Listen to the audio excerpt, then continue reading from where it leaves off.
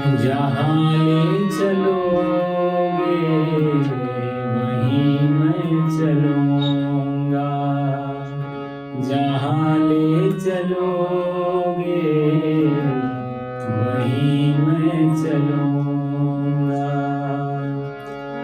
जहाँ नाथ रख लोगे, जहाँ नाथ रख लोगे वहीं मैं रहूँगा, जहाँ ले चलोगे वहीं मैं रहूँगा, जहाँ ले चलोगे वहीं मैं चलूँगा।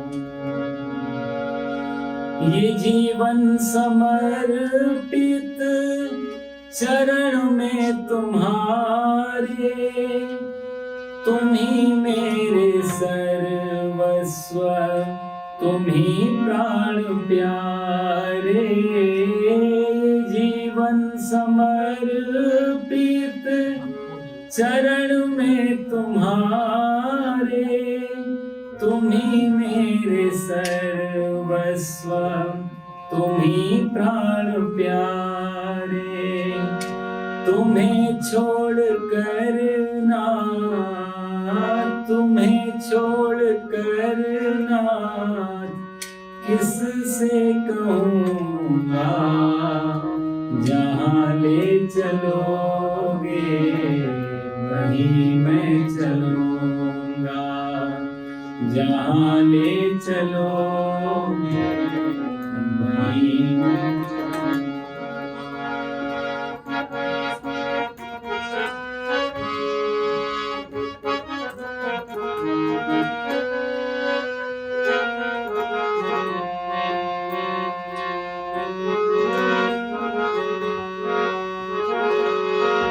न कोई उलाहना ना कोई अर्जी, कर लो करा लो तुम्हारी जो मर्जी। न कोई उलाहना ना कोई अर्जी, कर लो करा लो तुम्हारी जो मर्जी। कहना भी होगा नाथ, कहना भी होगा नाथ, तुम्हीं से कहूँगा, जहाँ ले चलोगे वहीं मैं चलूँगा, जहाँ ले चलोगे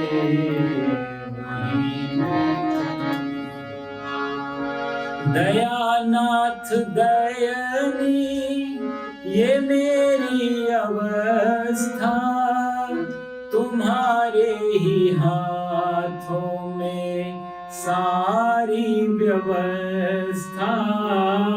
दयानाथ दयनी ये मेरी अवस्था, तुम्हारे ही हाथों में सारी व्यवस्था।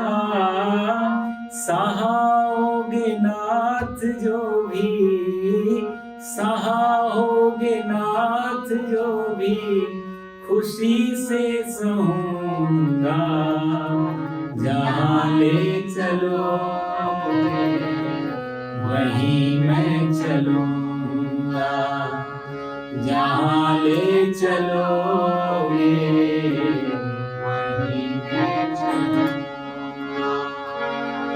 तुम्हारे ही दिन हैं, तुम्हारी ही रातें, कृपानाथ सब है तुम्हारी कृपाते। तुम्हारे ही दिन हैं, तुम्हारी ही रातें, कृपानाथ सब है तुम्हारी कृपा से। नारायण प्रभु जी, नारायण हृदय से कहूँगा, जहाँ ले चलोगे वहीं मैं चलूँगा, जहाँ ले चलोगे वहीं मैं चलूँगा। जहाँ नाथ रख लोगे, जहाँ नाथ रख लोगे वहीं मैं रहूँगा, जहाँ ले चलोगे वहीं मैं रहूँगा, जहाँ ले चलोगे वहीं मैं रहूँगा। बोलो सच्चिदानंद भगवान की जय। सच्चिदानंद रूपाय विश्वोत्पत्त्यादि हेतवे तापत्रय विनाशाय श्रीकृष्णाय वयं नमः। मूकं करोति वाचालं पंगुं लंघयते गिरिं, यत्कृपातमहं वन्दे परमानन्दमाधवम्। यो अन्तः प्रविश्य मम वाचमिमां प्रसुप्तां सञ्जीवयत्यखिलशक्तिधरः स्वधाम्ना। अन्यस्तहस्तचरणाश्रवणत्वगादीन् प्राणान्नमो भगवते पुरुषाय तुभ्यं। नमो भगवते तुभ्यं वासुदेवाय धीमहि प्रद्युम्नाय अनिरुद्धाय नमः शङ्कर्षणाय च, नमः शङ्कर्षणाय च। सच्चिदानंद भगवान की, श्री गीता माता की, बांके बिहारी लाल की।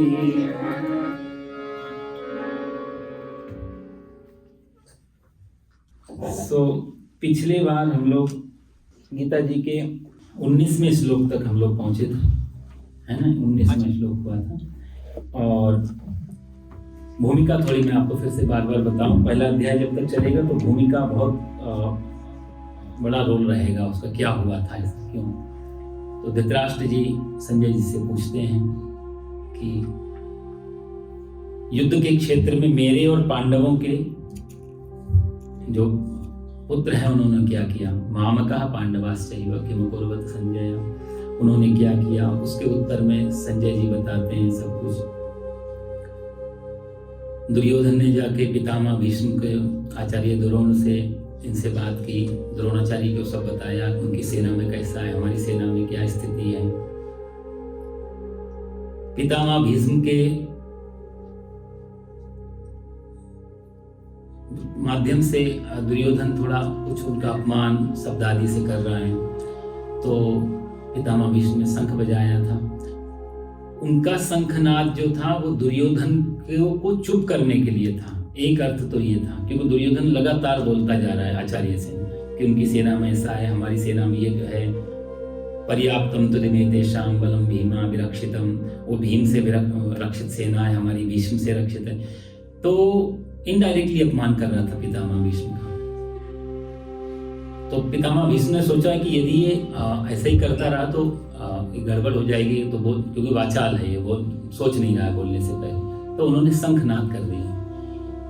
तो पितामह भीष्म का शंखनाद दुर्योधन को या तो प्रसन्न करने के लिए था या दुर्योधन को चुप कराने के लिए था। ये दो पक्ष निकलते हैं इसमें से, क्योंकि जैसे ही मान लिया हम लोग बात कर रहे हैं, बीच में कोई जोर से शंख बजा दे तो एकदम शांति हो जाएगी, लड़ी टूट जाएगी, जो धारा प्रवाह चल रही बात का। तो जयकारा, शंख ध्वनि, घंटी, ये बजाने का इसका एक भाव ये भी होता था, घंटी बजाना, शंख बजाना, कि जो चल रहा है आपका, धीरे धीरे आप उसमें तन्मय हो गए, खो गए, तो वापस आने के लिए भी। तो हम लोग जैसे सत्यनारायण की कथा वगैरह करते हैं, तो हर अध्याय के बाद में मान लो बड़ा आपने कई बार सुनी है, और सुनते सुनते आपने सोचा अभी पंडित जी तो वही वाली बात कलावती लीलावती का बताएंगे, तो कई बार हम लोग अपने फोन ना भी चला रहे हो तो भी अपने मन को कहीं ना कहीं ले जाते हैं, तो पता लगता है कि आप बहुत ध्यान से सुन रहे हैं, लेकिन आप अंदर ही अंदर कुछ नई कथा चला रहे हैं। तो हर अध्याय के बाद में सुविधा दे दी कि एक बार जोर से शंख बजा दिया तो आप जो है वापस आ गए फिर से लौट के अपनी जगह। तो और बड़े बड़े मंदिरों में भी आपने देखा होगा कई जगह बड़े बड़े जो घंटे घड़ियाल होते हैं बाहर लटके हुए, उनका भी मतलब वही होता है कि जब आप चलते जा रहे हैं इस यात्रा में, और यात्रा में जब परमात्मा की यात्रा की तरफ जाते हैं तो परमात्मा का ध्यान रहना चाहिए। जैसे दुर्गा वैष्णो देवी गए हम लोग तो रास्ते में जय माता दी, उसका भाव ये था कि आपसे मिलने आ रहे हैं तो आपकी याद बनी रहे, आपके बारे में ही हम सोचते रहे, क्योंकि यात्रा भी तो एक भक्ति है ना, यात्रा भी तो उपासना है, दर्शन ही उपासना नहीं है। वो जो इतनी लंबी यात्रा करके जा रहे हैं वो भी भक्ति का ही एक रूप है। शरीर को कष्ट देके, अब तो चौपर चल गए, खच्चर घोड़े, हालांकि ऐसा उद्देश्य नहीं था इन लंबी यात्राओं का। उसका था कि शरीर को थोड़ा सा तपाया, तो वो तप करके जब आप दर्शन करने खड़े होंगे जिस देव के लिए आप गए हैं, तो वो जो सारी थकान, सारा जो आपने सामर्थ्य लगाया है, उत्साह लगाया है, मेहनत लगाई है, तो दर्शन करते समय उसका वैल्यू बढ़ जाएगी एकदम। तो आप कभी भी फील करो जब आप पैदल कभी जाएं वैष्णो देवी, जय माता दी जय, भूखे प्यासे थकते हुए बैठते हुए, और फिर जब आप दर्शन करेंगे वो दर्शन का भाव, और चौपर से उतर के और प्राइवेट वे से आप दर्शन करने जाएंगे, वो भाव में जमीन आसमान का अंतर होगा दोनों। तो ये यात्रा ही नहीं है, ये यात्रा भी भक्ति मार्ग है, उससे मिलने जा रहे हैं। तो वहां बड़े बड़े घंटे लगा दिए जाते थे, उसका वो सूचक थे कि यदि आपका मन कहीं और जा रहा हो तो घंटी बज रही है तो बीच बार बार मन दौड़ के आ रहा है। एक कहानी मेरे को याद आती है कि एक आदमी का रेगिस्तान में खच्चर जो होता है वो फंस गया, अड़ गया। अब खच्चर अड़ जाए तो कहावत है कि वो फिर चलता नहीं, वो बेचारा बहुत परेशान, मारे तोड़े धक्का दे, खच्चर आगे नहीं बढ़े। तो एक फकीर उधर से गुजर रहा था, उसने पूछा क्या हुआ? किसान बोला एक खच्चर अड़ गया, क्या करे? बहुत तेरा मार रहे तो उन्होंने बोला कुछ मत कर। उसने वहां से रेत उठाई और रेत लेकर के खच्चर के मुख में रख दी, और जैसे ही मुख में रखी तो खच्चर तुरंत आगे बढ़ गया, कि उसका ध्यान जो है वो एक जगह फंस गया था। फिर वो उससे आगे तो रेत भरी, जैसे रेत मुंह में डाली तुरंत उसका ध्यान भटका और फिर वो आगे बढ़। तो ये घंटे घड़ियाल हम जैसे खच्चर जो लोग हो जाते हैं, कई बार पूजा में बैठे हैं या कई यात्रा में मन एक जगह अटक गया, तो घंटे घड़ियाल एक उसका भी काम करते हैं, जैसे मुंह में रेत डाल। तो शंख बजाया भीष्म पितामह। इन सब जो भी हमारी पाठ पूजाएं हैं, जितने भी रिचुअल्स हैं या जो भी चीजें, इन सब के पीछे आध्यात्मिक और व्यवहारिक दोनों लॉजिक है, दोनों कारण है। कोई भी चीज जब हम चढ़ाते हैं तो उसके पीछे आध्यात्मिक पक्ष भी है उसका, ऐसा नहीं कि सिर्फ व्यवहारिक पक्ष हो, साथ साथ व्यवहारिक पक्ष भी। हमारे ऋषियों ने बहुत विद्वान थे, इनके पास बहुत अकल थी, इनको मालूम था आने वाला, त्रिकालदर्शी थे, तो सब मालूम आने वाली मेंटेलिटी कैसी होगी, मानसिकता क्या होगी लोगों की। तो उन्होंने हर चीज जो पूजा में सम्मिलित की गई, चाहे वो मिठाइयाँ हों, पत्ते हों, पान का पत्ता हम लोग रख देते हैं। अब पान का पत्ता वैसे तो सिर्फ पत्ता ही लगता है, कई लोग बोलते हैं कोई भी पत्ता रख लो, काम चल जाता है, ठीक है, पत्रम पुष्पम फलम तोयम, भाव है, कोई भी पत्ता रख लो। लेकिन पान के पत्ते के लिए स्पेशली कहा होगा तो कुछ ना कुछ कारण होगा, नहीं तो कोई भी पत्ता कह देते। पान के पत्ते में कुछ तो ऐसा गुण होगा जो और पत्तों में नहीं है, तो इसलिए हमारे ऋषियों ने उसको तांबूल पत्र उसको बताया गया कि उसको पूजा में। उसके पीछे जब हमने खोज की तो पता लगा कि तांबूल पत्र में दो, एक तो आयुर्वेदिक कारण है, पान का पत्ता भोजन के बाद चबाया जाए तो पाचन तंत्र को एकदम तेज कर देता है, कि उसमें अग्नि प्रधान होता है वो, तो पाचन तंत्र, एसिडिटी वगैरह इनको खत्म करेगा। इसलिए पुराने समय में राजाओं को बीणा बोलते थे, तो बीणा तांबूल को उसको वो दी जाती थी। तो पान का पत्ता यदि बिना किसी गलत चीज के चबाया जाए तो बहुत अच्छा है। अब तो फैशन हो गई, लेकिन पुराने समय में ये आयुर्वेद का। दूसरे पान के पत्ते में खूबी ये भी होती है कि पान का पत्ता आप किसी, ये संत महापुरुषों से सुना मैंने, कि किसी तालाब में किसी भी पानी में यदि आप डाल देते हैं तो पान के पत्ते की जो किनारी होती है बाहर को निकली हुई लंबी सी, वो हमेशा उत्तर दिशा की तरफ रहेगी। तो जब भी आपने उसको पानी में डाला तो घूम करके जिधर भी नॉर्थ होगा वो नॉर्थ फेस हो जाएगा पान के पत्ते का। तो पुराने समय में ऋषि महर्षि जंगलों में जो यात्राएं करते थे वो पान का पत्ता साथ में रखते थे। उनके यदि वो दिशा भूल जाएं तो ये नेविगेशन साथ में है, जीपीएस उनके पास। पान का पत्ता डाला, पता एक दिशा पता लगी तो बाकी सब दिशाएं अपने आप खुल गई, कौन सी दिशा खुल। तो इसका ये भी, तो जब भगवान को चढ़ाया जाता है तो वहां से एक प्रार्थना थी, जैसे पान का पत्ता अपनी दिशा में रहता है, जो उसकी दिशा निर्धारण, हम भी, हमारा जीवन भी एक दिशा में रहे, हमारा दिशा भटके नहीं, दिशाहीन ना हो जाए। दिशा मतलब हमारा लक्ष्य, जिसलिए हम दुनिया में आए, जो हमारा लक्ष्य है, जो हमारी दिशा है, वो हमें हमेशा याद रहे। ये भी एक भाव, ऐसे हर चीज का। अब उसी कर्मकांड के विषय पे जाएंगे तो वो एक अलग स्वतंत्र ग्रंथ बन जाएगा। कहने का भाव ये था कि हर पदार्थ के पीछे, पूजा के पीछे आध्यात्मिक, व्यवहारिक पूरा एक कारण होते थे, लौकिक होते थे। खैर, तो भीष्म पितामह ने जो शंख बजाया, दुर्योधन का वहां से ध्यान भटका। भीष्म पितामह के बाद फिर बाकी और लोगों ने सोचा शायद ये युद्ध की शुरुआत है, तो बाकी सब लोगों ने शंख बजाए। पांचजन्यम ऋषिकेशो देवदत्तम धनंजया, भगवान श्री कृष्ण ने भी शंख बजाया। कौरवों की तरफ से जो शंख ध्वनि हुई उसका पांडवों की सेना पे कोई असर नहीं हुआ, यहाँ कुछ भी लिखा नहीं गीता में, सामान्य। लेकिन जब पांडवों की तरफ से शंख ध्वनि हुई तो हृदयानि वृदार्यत, कौरवों के हृदय विदीर्ण हो गए, ऐसा लिखा है। इतना जोर का शंखनाद हुआ। उसके पीछे भी वही भाव बताया कि धर्म का पक्ष है, और जब धर्म के पक्ष से शंख ध्वनि होती तो अधर्म के पक्ष को भय खाना ही पड़ता है, वो डरता ही। अधर्म को हमेशा भय रहता है, निर्भय होगा तो धर्म होगा। चोर को हमेशा डर लगाता है, कोई देख तो नहीं रहा। तो जहां अधर्म होगा वहां भय स्वाभाविक है, इसलिए कौरव पक्ष के हृदय विदीर्ण हो गए। तो उधर ये प्रभाव पड़ा। फिर आगे अर्जुन और कृष्ण का आगमन होता है। तथा श्वेतैर्हैर्युक्तैः महती सेनम, वो दोनों श्वेत घोड़े में और रथ में भगवान श्री कृष्ण पधार चुके हैं अर्जुन को लेकर के। 19वें श्लोक तक हम लोगों ने ये सब देखा। आगे 20वां श्लोक हम यहाँ से शुरू करते हैं। 20वां 21वां एक साथ ही। अथ व्यवस्थितान् दृष्ट्वा धार्तराष्ट्रान् कपिध्वजः प्रवृत्ते शस्त्रसम्पाते धनुरुद्यम्य पाण्डवः ऋषिकेशं तदा वाक्यम् इदमाह महीपते। अर्जुन उवाच सेनयोरुभयोर्मध्ये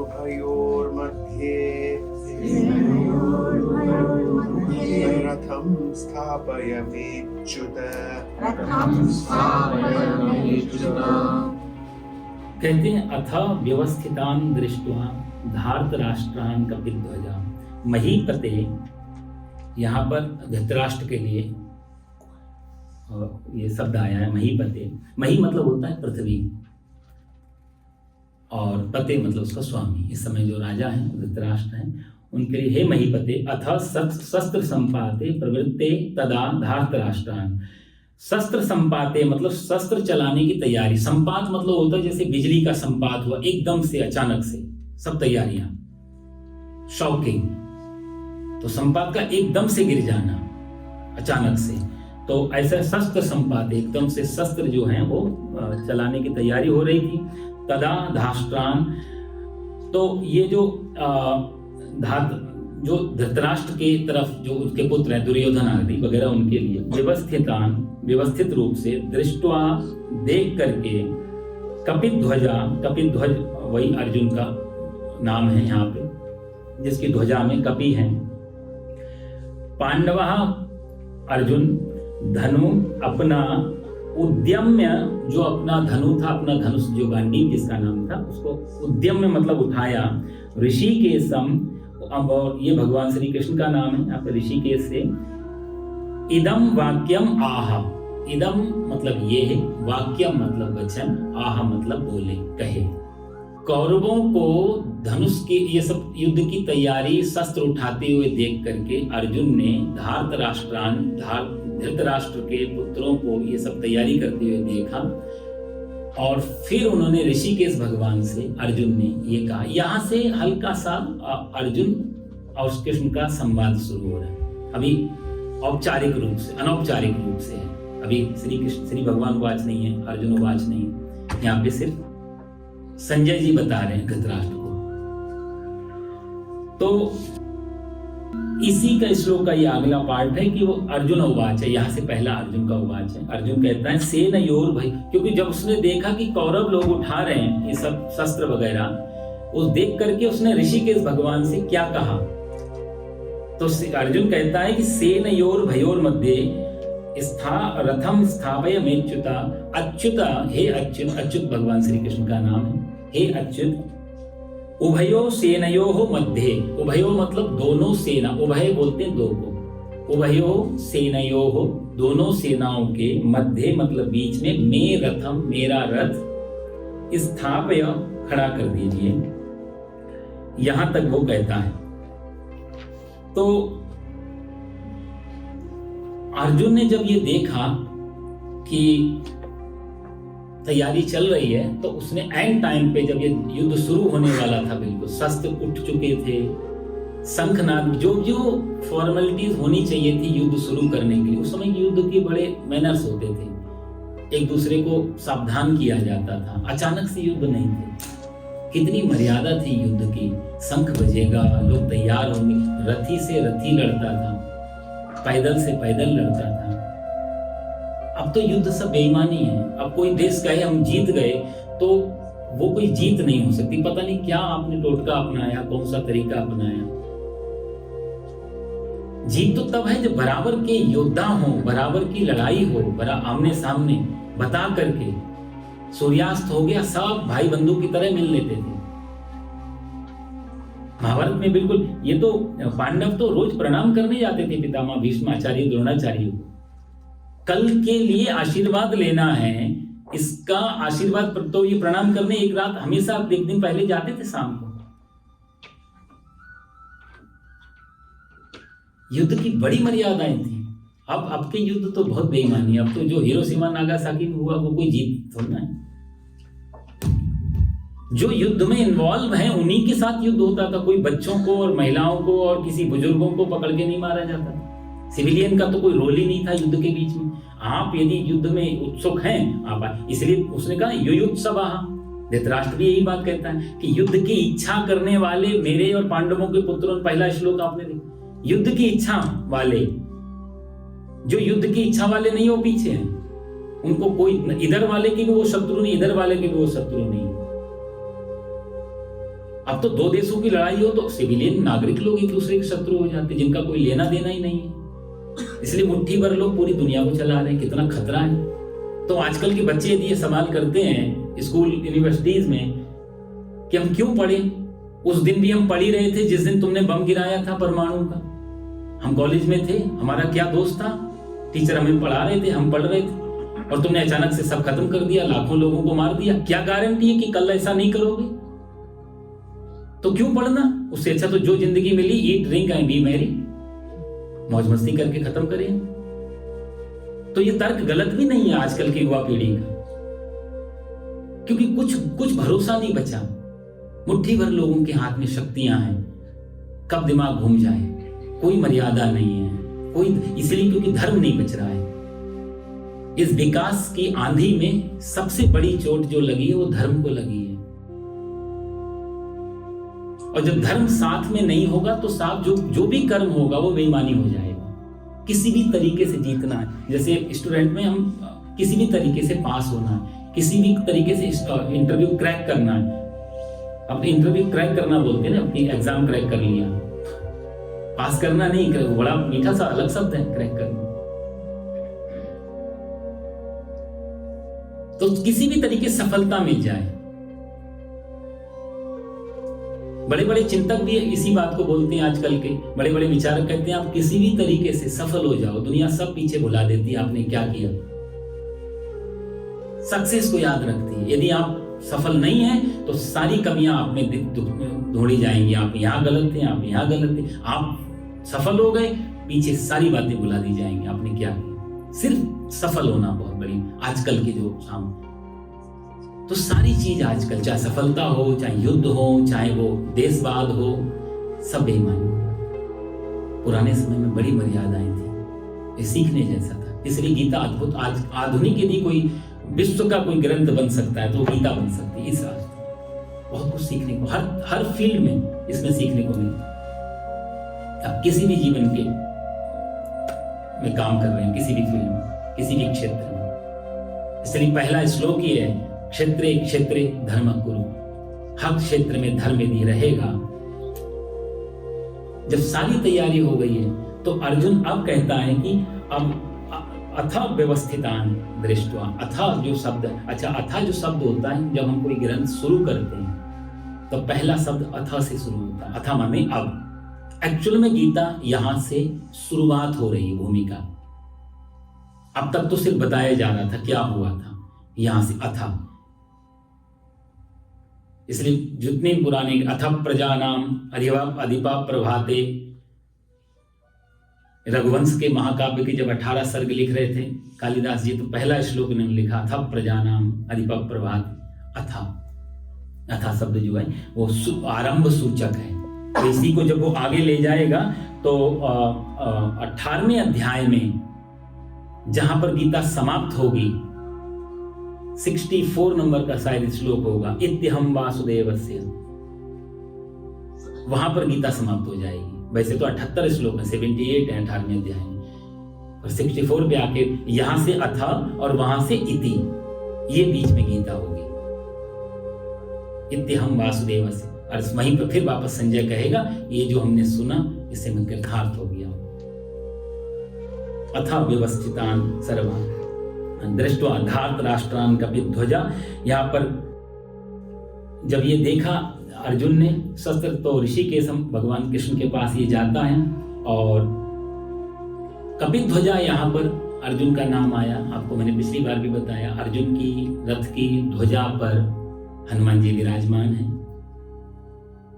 महाभारत में जब कभी कर्ण बाण चलाता था, आप कभी गौर से देखना महाभारत यदि पढ़ेंगे तो, सीरियल में तो शायद नहीं दिया इन्होंने, तो जब ये बाण चलाता है कर्ण अर्जुन, क्योंकि कर्ण का जो मेन लक्ष्य था वो अर्जुन था, क्योंकि कृष्ण को कह चुका था कि बाकी चारों से मैं बात नहीं करूंगा युद्ध में, मेरा कोई उनसे शत्रुता नहीं, मारने का भी, वो तो अमर है मेरी तरफ से। कुंती के 5 पुत्र रहेंगे, चाहे मैं बचूं चाहे अर्जुन बचे। तो वो उसकी ज्यादातर जो लड़ाइयां हैं जो रही हैं कर्ण की, अर्जुन की रही हैं। तो जब कर्ण बाण चलाता था और अर्जुन का रथ थोड़ा भी खिसक जाता था पीछे को, तो भगवान श्री कृष्ण वाह वाह करते थे, वाह कर्ण, और खूब उसको उत्साहवर्धन करते। ये देख करके अर्जुन को बहुत जेलसी होती थी। अर्जुन बहुत ही, पर पूछ नहीं पाता था, क्योंकि एक तो वीर है, तो ऐसी बात उसको लगता था कि मैं पूछूंगा कहीं ये ना समझे कि मैं डर रहा, पर बुरा बहुत लगता था अर्जुन को। जितनी बार भी कर्ण ने अर्जुन का रथ खिसकाया है पीछे को, उतनी बार भगवान ने उसकी तारीफ की है। अच्छा, जब ये बात युद्ध पूरा हो गया सब और मारे गए कर्ण के साथ में, युद्ध समाप्ति वाले दिन ये घटना घटी कि भगवान श्री कृष्ण ने कहा अर्जुन आज ड्यूटी खत्म, उतरो नीचे। तो अर्जुन, अब होता क्या था, रोज जब शाम होती थी युद्ध समाप्त होता था तो भगवान पहले रथ से नीचे होती है। ये रथी का कर्तव्य है कि रथी पहले हो, ये सारथी पहले नीचे उतरेगा, सारथी रथी को अपना हाथ देगा और तब रथी उतारे। तो भगवान श्री कृष्ण ने ये व्यवहार पूरे 18 दिन तक बड़े नियम से निभाया था। भगवान पहले उतरते थे, अर्जुन का हाथ पकड़ते थे और उसको रथ से उतारते थे। आज जब युद्ध समाप्त हुआ, भगवान ने कहा अर्जुन मेरी ड्यूटी खत्म, आज से अब तुम नीचे उतरो। अर्जुन को भी आश्चर्य हुआ, प्रभु आप रोज, नहीं मैंने कहा ना नीचे उतरो, उतरे नीचे। और जैसे अर्जुन नीचे उतरा, भगवान श्री कृष्ण आज अर्जुन के बाद नीचे उतरे हैं, और जो ध्वजा थी उसको भी भगवान ने उतार लिया। और जैसे उतार के भगवान रथ से नीचे आए, वैसे ही तुरंत, वो महाभारत में पूरी कथा, पूरा रथ जैसे आपका गोला बन गया, पूरा रथ जलने लगा धू धू धू करके। अर्जुन एकदम से घबरा गया। उसने पूछा, प्रभु ये कैसी लीला है, ये क्या हुआ? तो भगवान ने मुस्कुरा के कहा कि अर्जुन, तुमको मालूम था कि जब कर्ण तुम्हारे रथ में बाण मारता था तुम्हें और तुम्हारा रथ आगे पीछे होता था तो मैं उसको शाबाशी देता, तारीफ करता था। क्यों? तुम्हारे रथ की ध्वजा में पवन पुत्र हनुमान जी बैठे हुए हैं, तुम्हारे रथ में स्वयं मैं, और ये दो बड़ी शक्तियां तुम्हारे रथ को संभाल रही हैं, उसके बाद भी कर्ण का बाण तुम्हारे रथ को खिसका देता है। ये तारीफ नहीं तो क्या है? इसलिए मैं कर्ण की तारीफ करता हूं। धार्तराष्ट्रान कपित ध्वजा, यहां इसलिए ये संजय यहां पर कपित ध्वजा शब्द है। दो बड़ी शक्तियां अर्जुन के रथ को संभाले। सामान्य रथ नहीं था, ये तो कब का उड़ा देते उसे।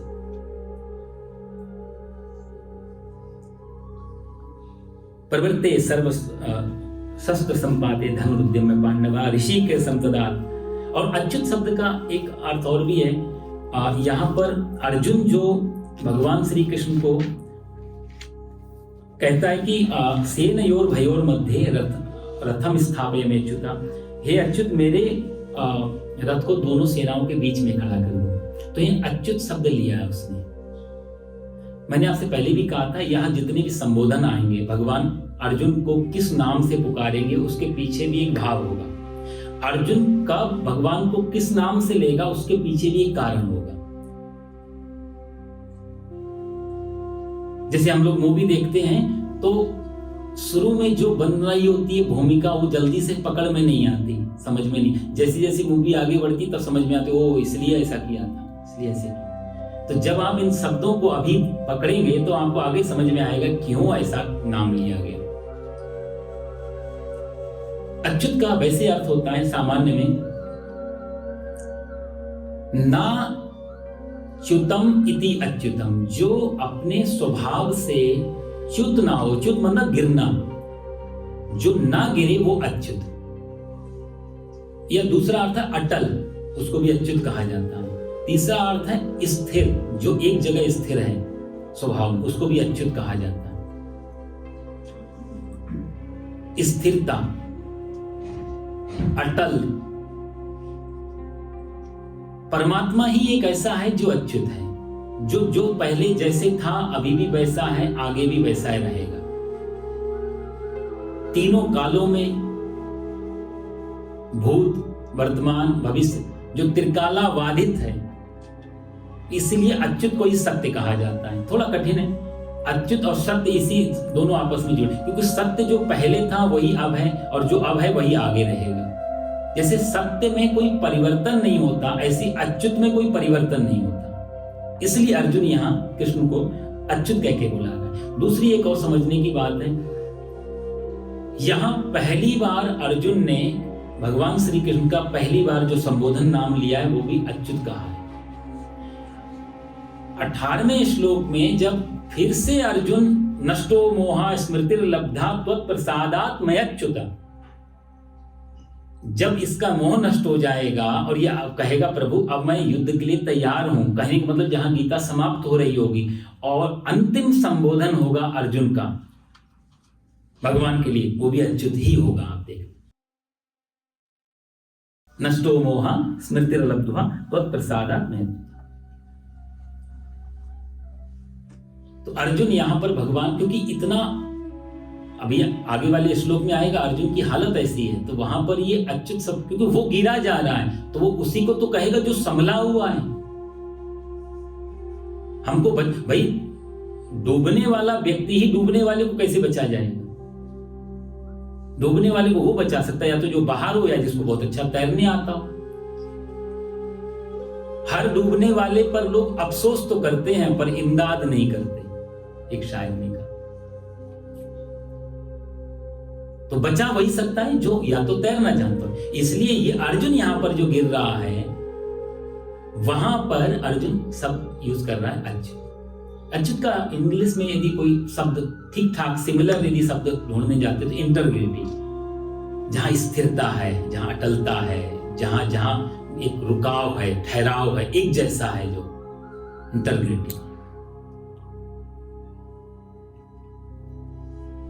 क्यों ऐसा कह रहा है, इसके पीछे एक कारण और भी है। इसी पिछले वाले श्लोक में यदि आप देखें तो अथा व्यवस्थितान दृष्ट्वा धार्तराष्ट्रान कपिध्वजा, कपिध्वजा शब्द अर्जुन को दिया गया। अर्जुन कौन है? कपिध्वजा है। और अर्जुन भगवान से क्या कह रहा है? अच्युता। दोनों में आपस में कितना समन्वय है। कपिध्वजा में दो शब्द हैं, एक कपि और एक ध्वजा। कपि का मतलब होता है बंदर और ध्वजा का मतलब होता है झंडा या झंडी, फ्लैग। आप देखो दोनों स्थिर नहीं होते हैं, ना ध्वजा स्थिर होती है हमेशा और ना बंदर। बालक बंदर एक स्वभाव, जहां बैठे ही तहां करें उपाव। गोस्वामी तुलसीदास जी कहते हैं रामचरितमानस में, बालकों को और बंदरों को एक जैसा स्वभाव होता है, बहुत चंचल। तो कपित ध्वजा कह करके और आगे अच्युत कहना कितना आपस में एक मेल खाता है। क्योंकि अर्जुन कपित ध्वजा, कपि और ध्वजा जैसे स्थिर नहीं, ऐसे अर्जुन भी अस्थिर हो रहा है और उसको संभालने के लिए यहां भगवान को अच्युत कहे। इन शब्दों के बड़े गहरे भाव हैं। जिन व्यास जी बहुत ज्ञानी पुरुष और सबसे आदि कवि या तो वाल्मीकि और ये व्यास जी, ये दो ही मूर्धन्य हमारे कवि रहे।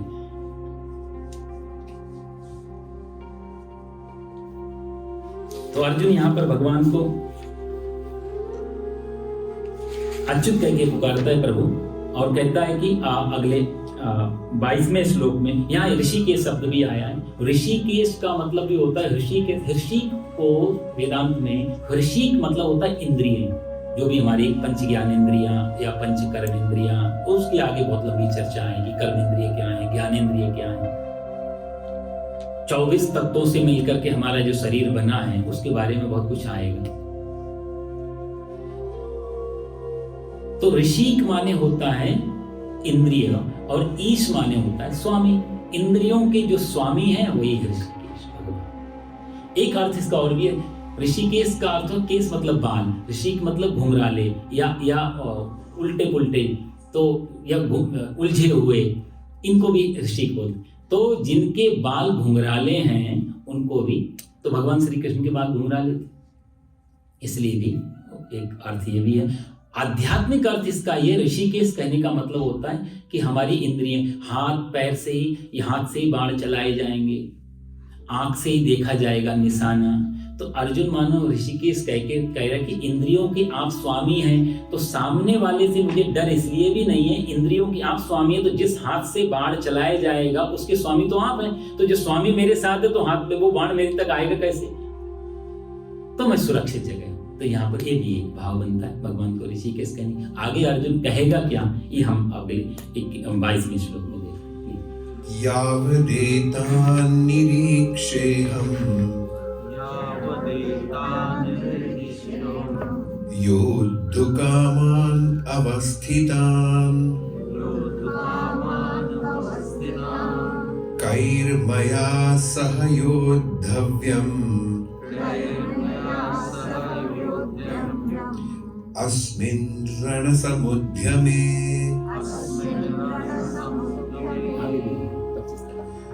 योत्स्यमानान् अवेक्षेऽहम् य एतेऽत्र समागताः धार्तराष्ट्रस्य दुर्बुद्धेर् युद्धे प्रियचिकीर्षवः। संजय उवाच एवमुक्तो हृषीकेशो गुडाकेशेन भारत सेनयोरुभयोर्मध्ये स्थापयित्वा रथोत्तमम् भीष्मद्रोणप्रमुखतः सर्वेषां च महीक्षिताम्। उवाच उवाच पार्थ पश्यैस्तान् समवेतान् कुरूनिति। यहाँ पर अर्जुन कहता है यावदेतान् निरीक्षेऽहम्, निरीक्षण करूंगा। निरीक्षे मतलब देखो अच्छी तरह से, निरीक्षण करना मतलब अच्छी तरह से देख लेना। तो कह रहा है कि हे अच्युत, दोनों सेनाओं के मध्य में मेरे रथ को आप तब तक खड़ा कीजिए यावत अहम अवस्थितान, जब तक मैं युद्ध क्षेत्र में जो खड़े हुए एतान योद्धुकामान, युद्ध की इच्छा से जो लोग खड़े हैं, निरीक्षण कर लूं, देख लूं।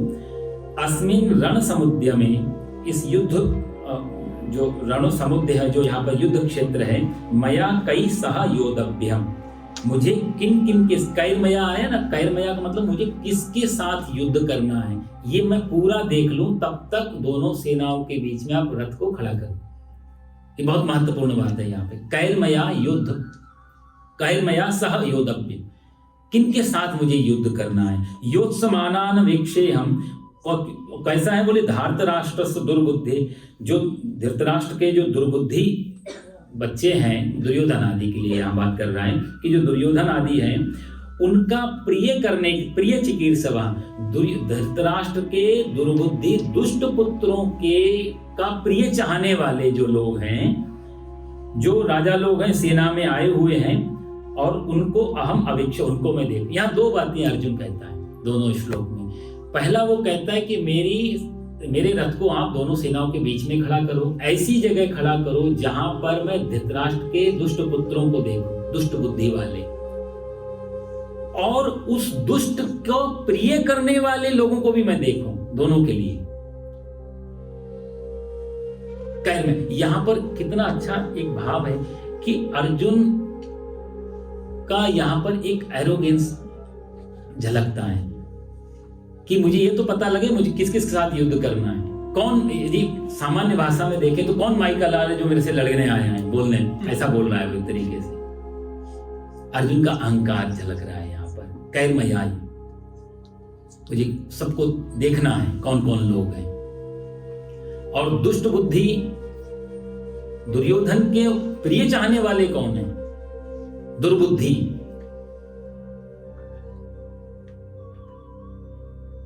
सबको कहीं ना कहीं उसने इनडायरेक्टली सबको बोल दिया ये सब दुर्बुद्धि, क्योंकि उसको मालूम तो है ही कौन कौन दुर्योधन के साथ है लड़ने वाले लोग हैं। पितामह भीष्म भी हैं, आचार्य भी हैं, और भी लोग हैं। लेकिन इस समय इतना अहंकार में है कि वो भी नहीं सोच रहा है कि मैं क्या कह रहा हूं। इसलिए ये जो शब्द है 4 लाइनों का कि कैरमया सह योद्धव्यम, कि मुझे किसके साथ युद्ध करना है, ये मेरे को देखना है।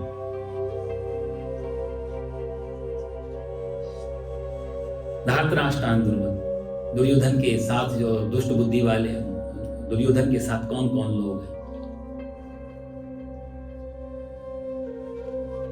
सबको उसने बुद्धिहीन या दुर्बुद्धि कहना शुरू किया है। यहाँ पे बुद्धि साहब ऐसा है ना, बुद्धि का मतलब एक हम जो मान के चलते हैं एक आईक्यू लेवल, तो आईक्यू लेवल जो इंटेलेक्ट लेवल है उससे नहीं, हम धर्म शास्त्र मान के चलता है 2 चीजों को। बुद्धि सद्बुद्धि भी हो सकती है, बुद्धि दुर्बुद्धि भी हो सकती है। तो बुद्धिमान होना बड़ी बात नहीं है, इसलिए कि आप बहुत बुद्धिमान हैं तो वो बहुत बुद्धिमान का दुरुपयोग भी कर सकते हैं और बहुत बुद्धि का सदुपयोग भी कर सकते हैं, इसलिए शब्द आया दुर्बुद्धि। एक आदमी था, मैं कई बार कहानियां सुनाता हूं, एक आदमी था, तपस्या कर ली उसने, भगवान प्रसन्न हो गए, ब्रह्मा जी ब्रह्मणे नमः प्रसन्न हो गए, बता वरदान ले ले। तो आदमी और ब्रह्मा जी ने बोला, देख मैं आज बहुत प्रसन्न हूँ, नया नया पद संभाल रहा हूँ, तूने मेरी तपस्या की है इसलिए बहुत प्रसन्न हूँ, मैं चाहता हूँ तू भी वरदान मांग और जो भी तुझे मिलेगा तेरे से डबल मैं तेरे पड़ोसी को दे दूंगा आज। तो बड़ा घबराया बेचारा कि तपस्या मैंने की और मेरे से डबल पड़ोसी को। फिर भी हिम्मत वाला था, ट्राई किया, बोला प्रभु झोपड़ी में रहता हूँ, एक अच्छा सा घर मिल जाए। भगवान ब्रह्मा जी ने कहा तथास्तु। बड़ा सा हवेली बन गई, भवन, और जैसे ही वो भवन बना, घर में आया तो देखा पड़ोसी का उसका दुगना भवन बना हुआ है। अब बड़े भवन का मजा ही तब है जब अपनी छत से दूसरी की छत नीचे दिखाई दे, नहीं तो बड़ी मुश्किल। और बड़े भवन बनाने का ही मजा यही है, नहीं तो कहीं भी रह ले हम लोग। तो उसने देखा कि पड़ोसी का तो बहुत ऊपर हो गया ही, फिर से बुलाया, हे ब्रह्मा जी। ब्रह्मा जी आए, मेरे घर में सब व्यवस्थाएं हो जाएं, जो भी उस समय की जरूरतें थी। ब्रह्मा जी बोले तथास्तु। अब इसके यहाँ जो व्यवस्था उससे बढ़िया वाली लग्जरी व्यवस्था पड़ोसी के यहाँ, तो फिर परेशान।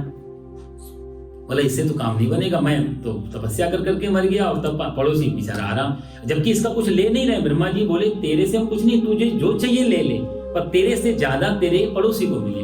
अब ये आप अपने ऊपर अप्लाई करके देखें, हम सब लोग कितने मुश्किल में फंसेंगे यदि ऐसा होगा।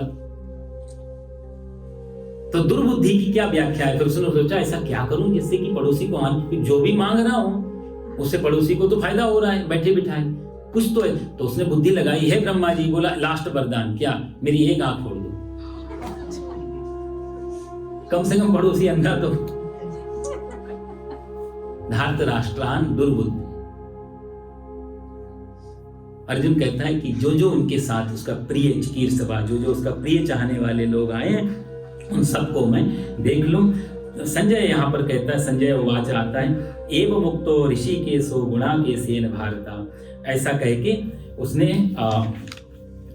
भारत शब्द यहाँ धृतराष्ट्र के लिए आया है। हे भारत, गुणाकेशेन, गुणाकेश अर्जुन का नाम है यहाँ पे। गुणा मतलब होता है, वेदांत में तो गुणा शब्द होता है, रस्सी को भी गुणा बोलते हैं, लेकिन यहाँ पर आया घुंघराला में। जैसे हम जो ऋषिकेश में आए ना, ऐसे यहाँ पर गुणाकेश अर्जुन को कहा गया। उसके भी केस घुंघराले थे अर्जुन के। गुणाकेश का एक और भी अर्थ होता है, गुणा मतलब होता है नींद, निद्रा, और ईश मतलब होता है या तो ईश्वर मालिक या विजय, जिसने अपनी निद्रा पे विजय प्राप्त की हो उसको गुणाकेश बोलते हैं। अर्जुन के पास ये सामर्थ्य थी, वो जब चाहे तब सोए, जब चाहे तब तक नहीं सोए। और यही सामर्थ्य रामायण में लक्ष्मण जी के पास थी। लक्ष्मण को भी गुणाकेश कहा गया है, वो भी निद्रा विजयी थे। इसलिए कथा आती है, आप यदि कई रामायण, क्योंकि रामचरितमानस में एक पक्ष है, अध्यात्म रामायण में एक और पक्ष है, वाल्मीकि रामायण में एक तीसरा पक्ष है, अद्भुत रामायण में एक चौथा पक्ष है, राधेश्याम रामायण में पांचवा पक्ष है। ऐसी जो रामायण सब कोटि 12 रामायण भी बहुत है, अपने अपने हिसाब से ऋषियों ने जो देखा वैसा लिखा, तो कोई भी गलत नहीं है, लेकिन भाव बदल रहे हैं। तो एक में आता है कि मेघनाथ को मारने के लिए उसको वरदान था, तेरे को वही मार पाएगा जो 14 वर्ष सोया नहीं है और 14 वर्ष इसने भोजन नहीं किया, निराहार रहा हो। और ये दोनों के दोनों लक्षण जो है लक्ष्मण जी ने ना तो भोजन किया था, निराहार रहे थे, और ना ही वो विश्राम में गए थे 14 वर्षों तक। इसलिए सबरी के बेर जो फेंकते हैं उसका एक पक्ष तो दिखाई देता है कि वो भिल्ली है, जाति वाती ये सब लेकर के फेंक। एक तरफ लक्ष्मण जी इस चीज की तैयारी कर रहे हैं कि मेघनाथ को मुझे मारना है, मुझे ग्रहण नहीं करना, इसलिए भी बेर पीछे फेंक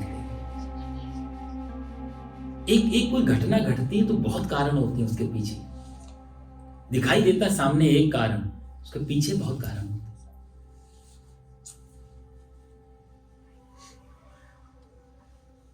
अर्जुन को गुणाकेश कहा गया कि हे गुणाकेश, हे भारत। अर्जुन के इस प्रकार से कहने पर ऋषिकेश भगवान ने उभयों दोनों सेनाओं के बीच में भीष्म द्रोण प्रमुखतः, भीष्माचार्य और द्रोणाचार्य प्रमुखता जहां पर खड़े थे, स्पेशली उनके पास ले जाके रथ को खड़ा कर दिया है। देखो उनके पास सर्वेशाम, संपूर्ण राजाओं के सामने श्रेष्ठ रथ को स्थापयित्वा खड़ा करके इति उवाच, ऐसा बोले क्या कि पार्थ एतान संवेतान कुरुन पश्य। दोनों सेनाओं के मध्य में, लेकिन भीष्म द्रोण प्रमुखतः, दो भीष्माचार्य और द्रोणाचार्य के प्रमुख मतलब उनके विशेष उनके सामने ले जाए। सेनाओं के बीच में तो ले गए भगवान, लेकिन मुख्य रूप से भीष्म और द्रोण के सामने ले जाकर के उन्होंने कहा कि क्या कहा कि एतान संवेतान, इन सब तो कुरुवंशियों को, और पश्य मतलब देख। बहुत समझने की यहाँ 2-3 चीजें हैं। एक तो अर्जुन जो था उसने अभी तक जितने भी युद्ध किए थे अर्जुन ने, वो सब युद्ध जीता था। वो एक भी युद्ध अर्जुन हारा नहीं था। तो हार जब तक ना हो तब तक जीत में वो स्वाद नहीं रह जाता, और अहंकार बढ़ा देता है। भाई बिना ठोकर के ठाकुर याद नहीं आते। तो जब तक ये हारा नहीं, तो जीत में इसको एक हिप्नोटाइज हो गया, हिप्नोसिस में चला गया कि मैं तो जितेंद्रिय हुई, मैं तो हर जगह जीतूंगा ही। तो अहंकार झलक रहा था, इसलिए कहता है कैर्मया सह योद्धव्य, किन किन के साथ मुझे युद्ध करना है, जरा सबको दिखाओ मेरे को, किन किन को मारना है, किन किन को हराना है। इनडायरेक्टली ऐसा भी बोलना है।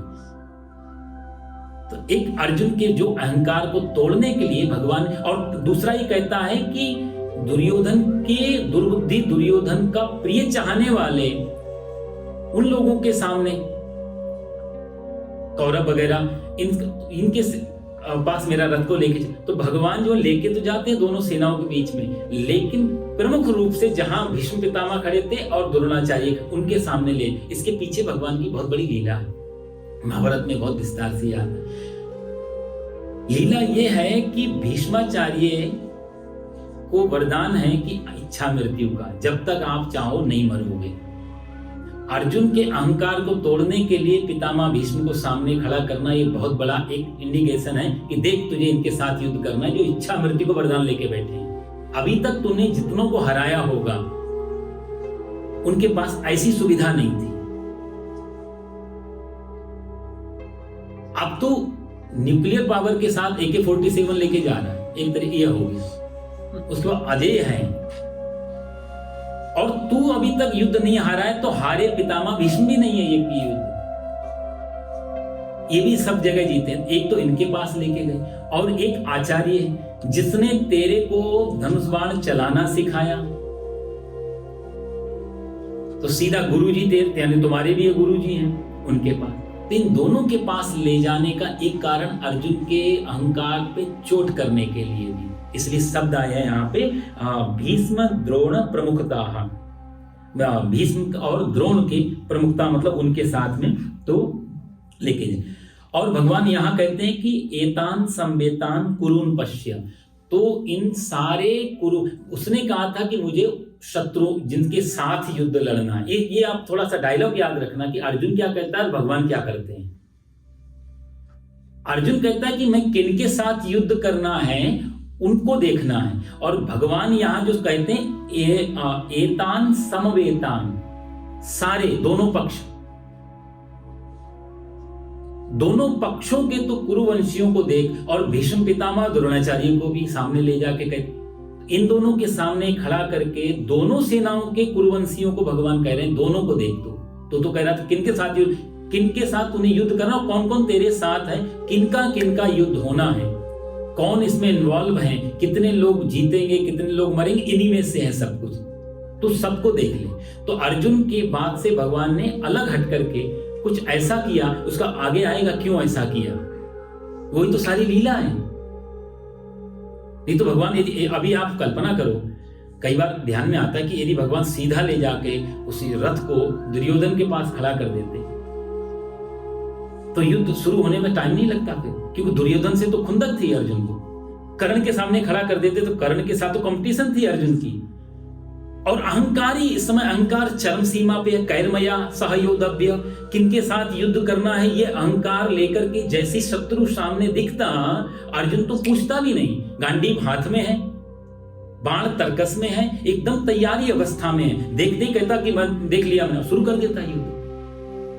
लेकिन भगवान ने जानबूझ करके दुर्योधन आदि के सामने, यहां दुर्योधन का शब्द इसलिए उसके सामने ना ले जाके भीष्म द्रोण प्रमुखता, भीष्माचार्य द्रोणाचार्य के सामने ले जाकर के कहते हैं। और उनके सामने ले जाने के बाद भी भगवान उससे ये भी कहीं उसका इतने भी चल जाए, चलो ये धार्तराष्ट्र दुर्बुद्धि के साथ कौन कौन है वो ये भी पूछ रहा है, इसलिए ले भी गए ये लोग। लेकिन इसके बाद भी कहते हैं भगवान की एतान संवेतान, इस सारे कुरुवंशियों, कुरुन पश्य, सबको तू देख। सबको क्यों देख, ऐसा क्यों बोल रहे हैं भगवान सबको देख, ये अगले श्लोक में पता लगेगा आज कि भगवान ने सब कुरुवंशियों के लिए ऐसा क्यों कहा। क्योंकि अर्जुन का जो भाव था वो सिर्फ कुरुओं को देखना था, और वो भी उन कुरुओं को, क्योंकि कुरु में तो सारे आ जाते हैं ना साथ। ये पांडव कोई अलग से नहीं है, ये कुरुवंश है एक प्राचीन। यदि आप हमारा जो आप सृष्टि का जो आरंभ देखते हैं, वो दो वंश हैं। एक चंद्र वंश है, वो चंद्र वंश में आगे ब्रह्मा के पुत्र नारायण, और नारायण के पुत्र ब्रह्मा के पुत्र मन से जो है मरीचि हुए, मरीचि आगे सब ये चला है। तो एक चंद्रवंश निकला, चंद्रवंश में भगवान कृष्ण भगवान जिसमें आए वो चंद्रवंश है, उसी से सारा एक फैला हुआ। एक दूसरा एक इसमें फैमिली ट्री निकली, उसमें है सूर्यवंश। तो सूर्यवंश में ये आगे आके खटवांग राजा हुए, खटवांग के दीर्घबाहु हुए, दीर्घबाहु के रघु हुए, रघु के पृथु हुए, पृथु के अज हुए, अज के दशरथ हुए, दशरथ के, ये सारे एक फैमिली ट्री। तो सूर्य वंश है, ये चंद्र वंश, दो ही तो वंश है। इन्हीं में आगे आकर के कुरु वंश आया, जिसमें पांडव भी आ जाते हैं और ये कौरव भी, जिनको दुर्योधन, दुशासन, ये सब लोग। तो कहने का मतलब ये सारे के सारे एक ही वंश की उपज है, ये दो नहीं है। लेकिन धृतराष्ट्र की भेद बुद्धि के कारण ये दो में विभक्त हैं। वो कहते हैं मामका और पांडवाश्चैव, मेरे और पांडु के पुत्रों ने क्या किया। भगवान यहाँ दोनों को अलग नहीं कर, भगवान कहते हैं संवेतान कुरुन पश्य, तो सारे कुरुवंशियों को देख ले, यानी कि पूरे एक ही फैमिली बता रहे हैं भगवान यहाँ। जहां भेद है वहीं युद्ध है, और जहां अभेद है वहीं मैत्री। मैत्री का युद्ध, तुम और हमें कोई अंतर नहीं, वही भक्ति, वही प्रेम, वही मैत्री, सब कुछ वहीं। और जहां भेद आ गया वहीं से युद्ध शुरू, वहीं कलह आ जाएगी। तो कितना इन संबोधन में, इन शब्दों में सारा गीता का सार छुपा। इसलिए पहला अध्याय जो स्किप कर जाते हैं उनको आगे गीता समझनी कठिन हो जाती है, क्योंकि इसी में सब जड़ है, इन्हीं से ये रूट है, यहीं से तने निकलेंगे, पत्ते निकलेंगे, टहनियां निकलेंगी। तो भगवान यहाँ पर कहते हैं कि सबको तू एक सारे लोगों को एक साथ तू देख, और उस देखने का क्या प्रभाव पड़ेगा अर्जुन पे, ये आगे 26वें श्लोक में बताएंगे। तत्रा पश्यत् स्थितान् पार्थः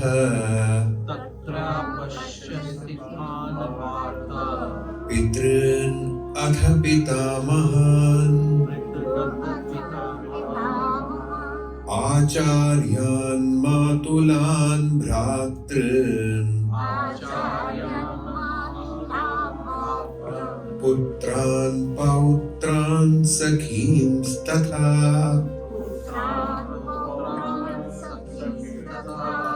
श्वशुरान् सुहृदश्चैव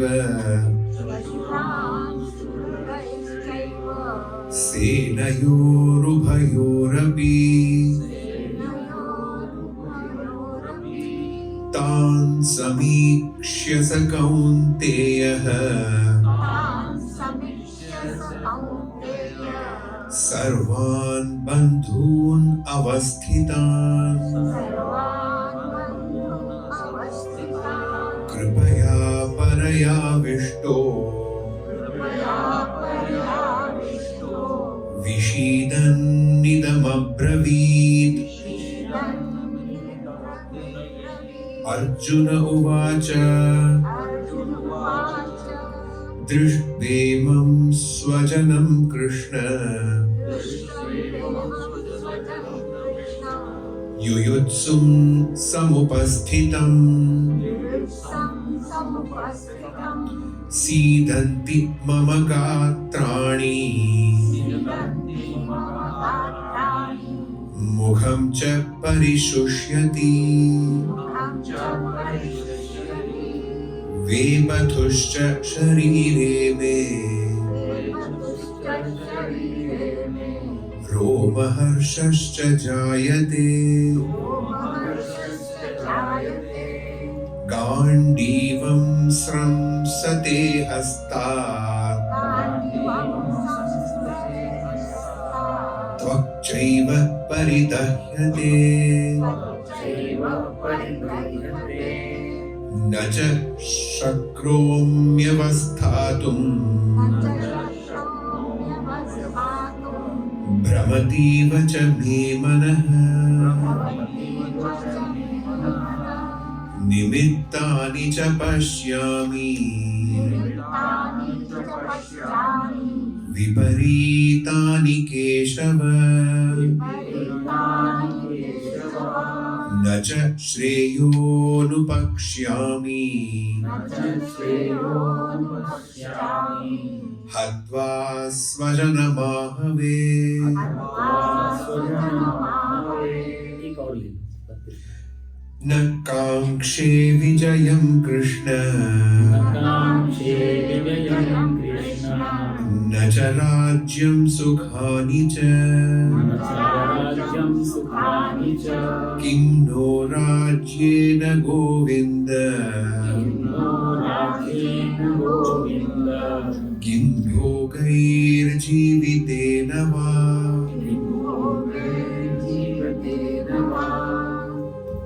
तत्रा पश्य स्थितान पार्थः पितृनथ पितामहान। कहते हैं अथ उसके बाद जब दोनों सेनाओं के बीच में भगवान ने रथ खड़ा किया, इसको बोला कि तू दोनों कुरुवंशियों को देख। उसके बाद प्रथानंदन अर्जुन उन दोनों ही सेनयोः स्थितान सेनाओं में स्थित पितृन पिता, पितृन प्लूरल वर्ड है, यहाँ बहुवचन है, तो पिताओं के पितामहान पितामहाओं ये भी बहुवचन है यहाँ पे।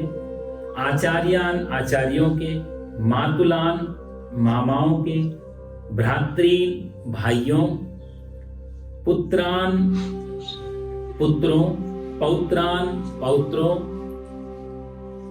तथा सखीन मित्र जो फ्रेंड सर्कल है उनके जितने भी हैं, ससुरान ससुरों, च माने और, सुहृदा जो भी हमारे वेल विशर्स हैं, हमारा भला चाहने वाले या अपने आत्मीय जन, उनको सुहृद बोलते हैं, जो हृदय के नजदीक है उनको सुहृद। सुहृदा अपि पश्यत, अपश्यत मतलब उसने उन सबको देखा।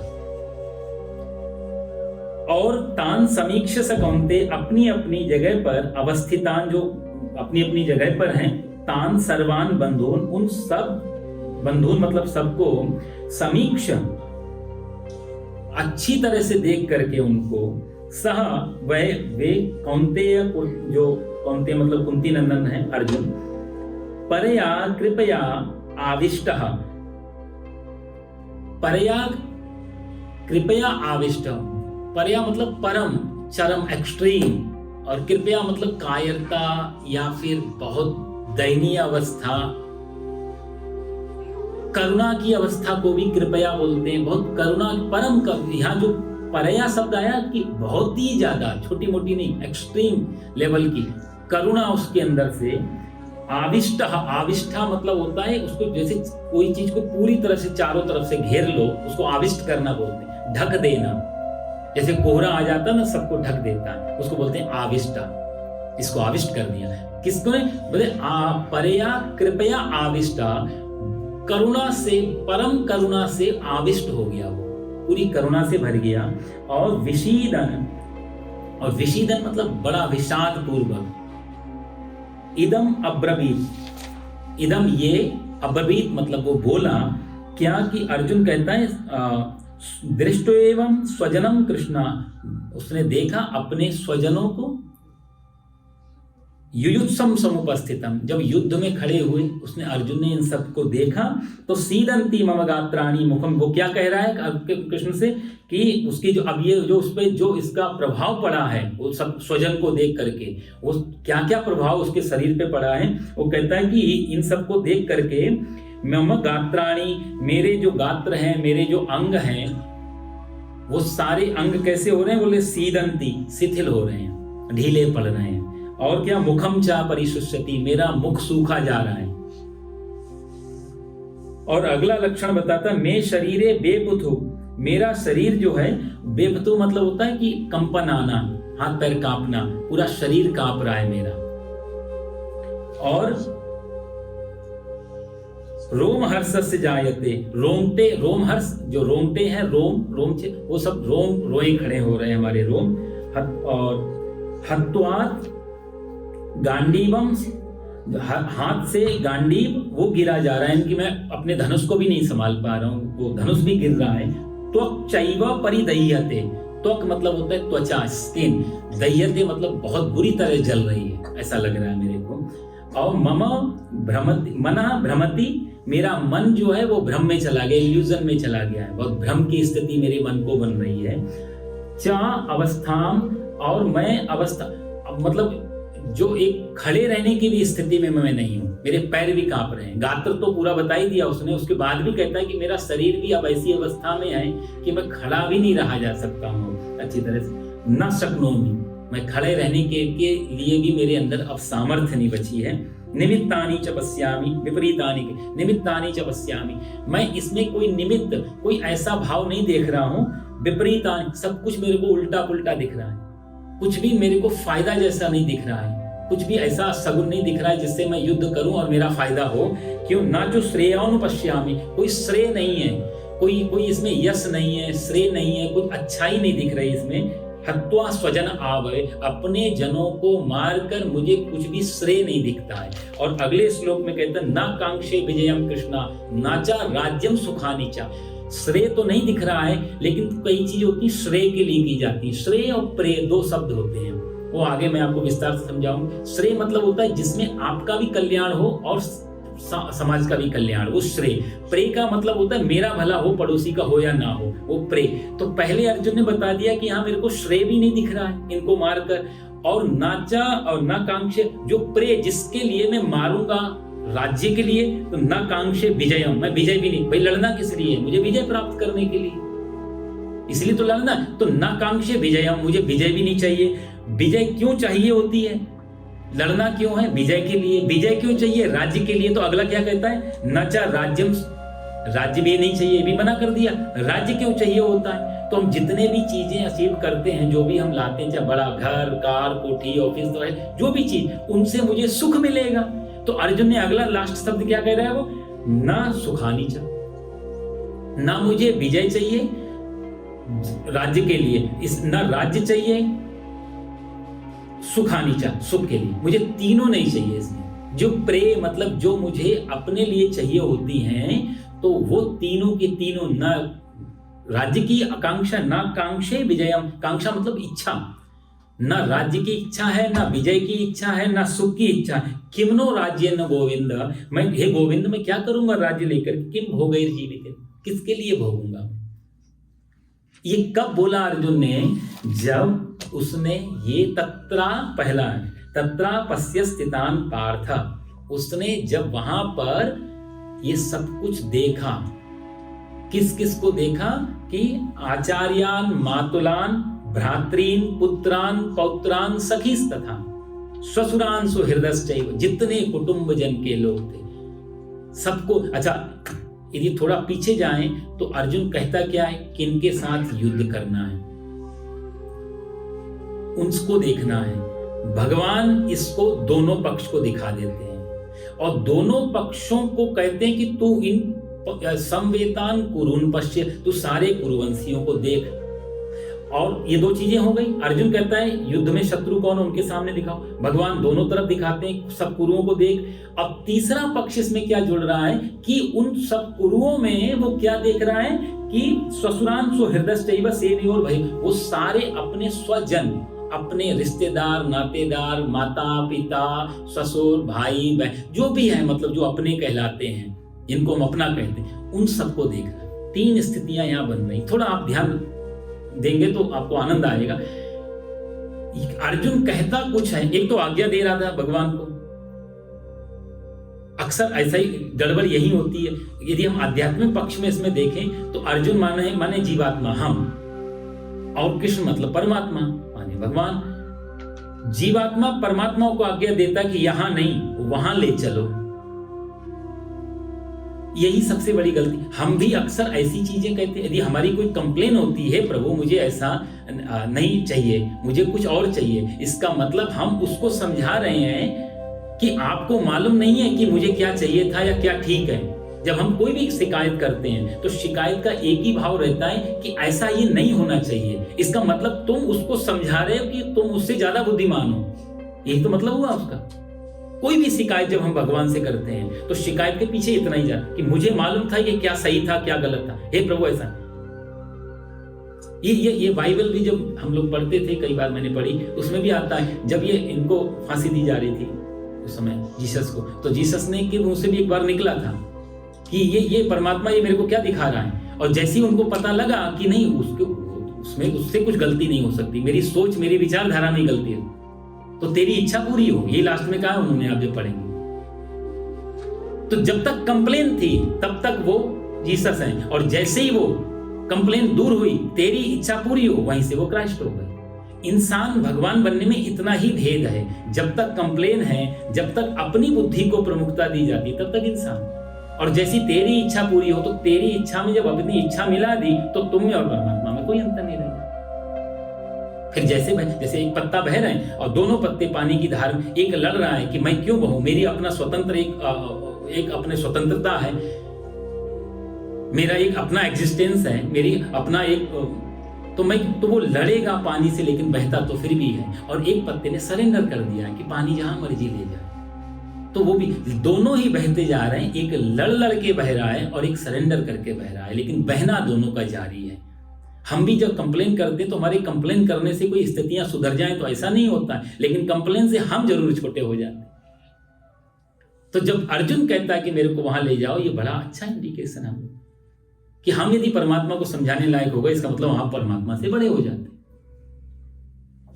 और दूसरी गलती अर्जुन की कि जब भगवान लेके जाते हैं और भगवान ने जब आदेश दिया कि तू एतान संवेतान कुरुन पश्य, सारे कुरुवंशियों को देख, तो भगवान यहां कह रहे हैं कुरु को देख, तो कुरुओं को ना देख करके, यानी कुरुवंश के लोगों, वो क्या कह रहे हैं कि तान समीक्ष कौंते सर्वान बंधून स्वस्थितान, वो सारे स्वजनों को देख रहा है, बंधुओं को देख। भगवान ने बंधुओं की बात नहीं की, स्वजनों की बात नहीं की, वहां भगवान बात कर रहे हैं कि तू इन कुरुओं को देख, और वो देख रहा है अपने लोगों को। ये फर्क है। यदि आप गए थोड़ा गंभीरता से, आर्मी में जैसे सैनिक वगैरह जाते हैं, मैंने सुना है, कई हमारे मित्र वगैरह हैं, वो कहते हैं हमको एक नंबर मिलता है, नाम वगैरह नहीं होता, शायद आप पता नहीं क्या, काफी पहले तो एक नंबर होता है, जब किसी को सैनिक को गोली लग जाती है, वो शहीद हो जाता है, तो एक नंबर गिर गया, ऐसा बोला जाता था आर्मी में। भारत में यहाँ तो पता नहीं क्या परंपरा। तो नंबर, अब नंबर गिर गया, इससे किसी को हानि जैसा नहीं लगता, कोई दुख जगह शॉक नहीं लगता, नंबर गिर गया, वो नंबर फिर वापस रिप्लेस हो जाएगा। लेकिन जब कोई इंसान मर गया तो थोड़ा शॉक लगता है, समझिए, तब फर्क पड़ता है। तो जैसे आर्मी में नंबर इसलिए थे कि साइकोलॉजी बिगड़े नहीं योद्धा की उस समय, तो नंबर एक टाइटल बना के दे दिया जाता है, ये नंबर तुम्हारा, तो इतने नंबर गिर गए, यानी कि इतने सैनिक शहीद हो गए, वो बाद में आएगी बात, तो अभी इतने नंबर गिर गए, जिससे हतोत्साहित ना हो जाए हमारी योद्धा, इसलिए नंबर का कंसेप्ट डाला गया। तो यहाँ पर भगवान कुरुन पश्य बोल, कुरुओं को देख, और वो देखता है स्वजन, तो उन स्वजनों में आचार्यान मातुलान, इस सब लोगों की भगवान ने बात ही नहीं की, तो इन सबको देख। यही अंतर है हम में और परमात्मा में। भगवान यहाँ सब में कुरु देख रहे हैं, युद्ध की इच्छा वाले योद्धाओं को देख रहे हैं, और अर्जुन उन्हीं कुरुओं में अपने लोगों को देख रहा है। ऑब्जेक्ट नहीं बदल रहा है, देखने की परिस्थिति बदल रही है। इसलिए कहते हैं संसार अच्छा नहीं है, संसार बुरा भी नहीं है, हम देखते कैसे हैं संसार को, उस पर ज्यादा डिपेंड करता है। हमारा नजरें बदली तो नजारे बदल गए, और कश्ती ने जरा सा रुख बदला तो किनारे बदल गए। तो सारा संसार का खेल जो नथिंग इज गुड और बैड, देखने में, हमारे देखने में फर्क पड़ता है कि हम कैसे। जब आपको पहले दिन बताया कि दुर्योधन को भेजा, जब बुरा अच्छा व्यक्ति ढूंढ के ला, युधिष्ठिर को भेजा बुरा व्यक्ति ढूंढ के लाओ, शाम तक दोनों खाली हाथ लौटते हैं। दुर्योधन को कोई भी संसार में अच्छा व्यक्तित्व दिखाई नहीं दे रहा है, कोई ना कोई बुराई ढूंढ ही रहा है वो। और युधिष्ठिर को कोई भी व्यक्ति संपूर्ण रूप से बुरा नहीं दिख रहा है, उसमें कोई ना कोई अच्छाई मिल रही है। तो अच्छा बुरा ये हमारी डेफिनेशन है, संसार में कोई बुराई और भलाई नहीं है, क्योंकि जिसने संसार बना, कहते हैं कि वो एक भजन था ना, जिसकी रचना इतनी सुंदर, वो कितना सुंदर हो। ये भी किसी का देखने के ऊपर है कि हम कैसे। एक पहाड़ी पे यदि मान लिया सुंदर से पर्वत पे हम 4 लोगों को ले जाते हैं, चारों से पूछते हैं आपको कैसा दिख रहा है पहाड़, तो कोई कालिदास होगा, कोई और बहुत महत्वपूर्ण कवि हुआ, भास हुए, तो ये बड़ी सुंदर से एक रचना लिख देंगे वहां पे कि बताना क्या, मैं लिख के देता हूं तुम्हें, ये व्यक्तित्व है। यदि वहीं पर कोई वान गाग होता है या पिकासो जैसा कोई बड़ा सा चित्रकार होगा तो वान गाग और पिकासो भी बताएंगे नहीं, वो कोई बढ़िया से कैनवास लेंगे और चित्र बनाएंगे, ऐसा दिख रहा है ये पहाड़। उनकी अपनी दृष्टि उस पहाड़ को देखने की। किसी तानसेन को, किसी मोजर्ट को, ऐसे किसी गायक को, संगीतकार को यदि हम लेकर के जाते हैं तो मोजर्ट से पूछेंगे कैसा दिख रहा है, तो वो कुछ गा के कुछ 2 लाइनें सुनाएगा कि मेरे को पहाड़ी इतना सुंदर ऐसा दिख रहा है। उसके अपनी एक दृष्टि है देखने की, चित्रकार की अपनी एक दृष्टि देखने की। किसी व्यापारी को वहां पे खड़ा कर दिया तो वो ये देखेगा कहाँ पे होटल बनना चाहिए, कहाँ पे पार्किंग बननी चाहिए, कहाँ, उसकी अपनी दृष्टि, कितने पेड़ काटे तो मामला ठीक हो जाए। यहाँ पहाड़ वही का वही है, देखने वाले 4 दृष्टि हैं, इसलिए 4 दृष्टि में जब टूट जाती है चीजें तो 4 तरीके की हो जाती है। अर्जुन यहां टूटा हुआ खंड है, अखंड, और खंड में ये अखंड सबको समवेतान, सबको तू देख एक तरीके से, और यहां सब में वो कुछ और देख रहा है। यही भेद दृष्टि, और यही महाभारत है में सारे युद्ध यहीं से शुरू होंगे। जो जैसा है वैसा ही देख लेना। एक अंग्रेजी में कहावत है, to know the false as false is enough. गलत को गलत समझ लेना ही पर्याप्त है, इससे ज्यादा कुछ नहीं। अर्जुन यहां पर अपनी भेद दृष्टि लगा के स्वजन को, बंधुओं बांधवों को, आचार्य, इन सबको देखा, इसलिए उसकी ये हालत हो रही है। और उसका हालत क्या हुई है? तान समीक्ष स कौन्तेय, जब उसने ये देखा, दृष्टेवं स्वजनम, दृष्टेवं स्वजन, अपने, उसने किसको देखा? स्वजनम। स्वजन की तो भगवान ने बात ही, भाई आप युद्ध में आ गए। अब युद्ध में आकर के सिर्फ एक क्षत्रिय का धर्म होता है कि सामने वाला शत्रु है और मुझे बात, कौन है, क्या है, कहां से आता है, डजंट मैटर। क्षत्रिय का धर्म है। अकबर की सभा में एक बार 2 क्षत्रियों को बुलाया गया। दोनों क्षत्रिय आए। अकबर ने उनसे पूछा कि तुम लोग राजपूत हो और मैंने तुम्हारी बड़ी तारीफ सुनी कि राजपूत तो बहुत बहादुर होते हैं, कुछ प्रमाण, कुछ ऐसी बताओ मेरे को, ऐसा प्रमाण दो कि आप बहादुर हो। इतना सुनना था। कहते हैं कि दोनों क्षत्रियों ने, दोनों राजपूतों ने अपनी अपनी तलवारें निकाली और एक दूसरे के पेट में मार के दोनों समाप्त। तोडरमल, बीरबल वहीं खड़े हैं। अकबर तो घबराया एकदम, क्योंकि ऐसा दृश्य उसने कभी नहीं देखा। उसने पूछा कि ये सब क्या है? मैंने पूछा था प्रमाण दो, और इन दोनों ने एक दूसरे को खत्म कर दिया। तो उन्होंने कहा, बीरबल ने, जहां बना ये गलती कभी किसी राजपूत से उसकी वीरता का, उसकी क्षत्रियता का प्रमाण मत मांगना। इससे बड़ा और क्या प्रमाण देगा वो? यहाँ कोई युद्ध के लिए लोग है नहीं, किसको मारते वो लोग? इससे बड़ा और कोई प्रमाण नहीं हो सकता। अर्जुन यहां पर दृष्टेवं स्वजनम, उसने अपने जनों को देखा, और भगवान कहते हैं तू कुरुन पश्य, तू कुरुओं को देख। इतना ही एक अंतर है। ये छोटी छोटी जो बारीकी है ना इन श्लोक में, जो वचनों में, बस उनको यदि पकड़ लिया तो ये बड़ा सरल हो जाती है गीता समझना। यहीं पे चूक गए, यहाँ पे सिर्फ अर्थ और ट्रांसलेशन, तो फिर मुश्किल हो जाता है। इन अर्थों में गीता बहुत गहरी है। वो डायलॉग्स, वो बोलना, क्या कहना और क्या उसका रिफ्लेक्ट हो रहा है अर्जुन पे, क्या बता रहे हैं और क्या पकड़ रहा है। अर्जुन कहता है कि युयुत्सम समुपस्थित, हे कृष्ण, युद्ध की इच्छा वाले ये जो सब इन लोगों को मैंने देखा, इनके कारण उसने अपने यहाँ पर जो लक्षण बताए हैं कि सीदंती मम गात्राणि, मेरे सारे अंग शिथिल हो रहे हैं, मेरा मुख सूख रहा है, गांडीव गिर रहा है, इस सारे की सारी चीजें उसने बताई कि ये मेरे शरीर पे हालत हो। अब देखो साहब, इसको दोबारा से थोड़ा सा मैं आपको कितने, उसने 8 प्रकार के लक्षण बताए हैं उसने। पहला कहता है कि मम गात्राणि सीदंती, मेरा गात्र, मेरे जो अंग हैं वो शिथिल हो रहे हैं। मुखम परिशुष्यति, मुख मेरा सूख रहा है। शरीरम बेभुतु, शरीर मेरा जो है वो कांप रहा है। रोम हर्षस, रोम पे खड़े हो रहे हैं। हत्वात् गांडीवम त्रंस्तदे, हाथ से गांडीव गिर रहा है। त्वक एव परिदह्यते, त्वचा जल रही है। मना भ्रमति, मेरा मन जो है भ्रम में है, और खड़े रहने के भी मैं स्थिति में न शक्नोमि, मैं खड़े भी नहीं रह सकता। ये 8 प्रकार के लक्षण बताए। और नॉर्मली यदि आप किसी से पूछें कि किसी डॉक्टर के पास जाएं और ये सब लक्षण बताएं, मेरा मुख सूख रहा है, मेरे हाथ पैर कांप रहे हैं, रोंगटे खड़े हो रहे हैं, तो इन 8 लक्षणों को देख करके नॉर्मली डॉक्टर बोल देगा भैया आपको तो फ्लू हो गया लग रहा है, क्योंकि सारे लक्षण लगे उससे, मुख भी सूख रहा है, काम का लक्षण तो ऐसे दिखाई देंगे। फिजिकली यदि हम देखने जाएंगे तो लक्षण तो बीमारी के दिखाई देंगे। यहां भगवान ने, आगे आप देखेंगे भगवान ने एक लक्षण पे भी ध्यान नहीं दिया, क्योंकि ये सारे के सारे लक्षण शरीर के हैं, इसके पीछे कारण है मन।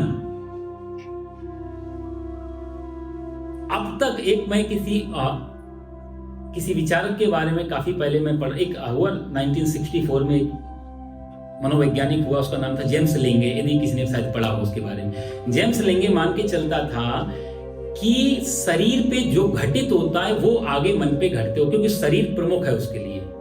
जेम्स लेंगे थ्योरी भी यदि आप पढ़ें तो हमारे शास्त्र या हमारे ये गीता तो सबसे बड़ा, दुनिया का सबसे बड़ा कोई मनशास्त्र है तो गीता है। ये ठीक उल्टा कहती है, लेकिन 64 से 10-20 साल के बाद उसकी बात कटी और वो खत्म भी हो गई। यदि आप देखो तो उसकी बात को बहुत लोगों ने खंडन कर, लेकिन तब तक 20 साल उसका बड़ा प्रभाव रहा है जेम्स लेंगे थ्योरी का, कि जो भी शरीर पे घटता है वो मन पे घटता है, क्योंकि मन शरीर की छाया के अलावा कुछ भी नहीं है।